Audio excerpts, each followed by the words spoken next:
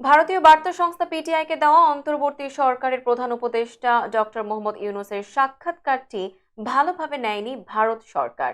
এই সাক্ষাৎকারে সাবেক প্রধানমন্ত্রী শেখ হাসিনা সীমান্ত হত্যা এবং তিস্তার পানি বন্টন সহ বিভিন্ন ইস্যু নিয়ে কথা বলেছেন তিনি। ভারতীয় কয়েকটি সূত্র সংবাদ মাধ্যম হিন্দুস্তান টাইমসকে এই তথ্য জানিয়েছে।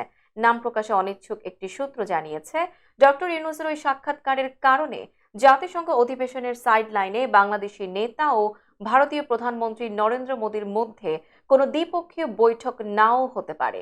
হিন্দুস্তান টাইমস জানিয়েছে, জাতিসংঘে মোদীর সঙ্গে ডক্টর ইউনূসের বৈঠকের আয়োজন করতে গত সপ্তাহে ভারতকে একটি প্রস্তাব দেয় বাংলাদেশ।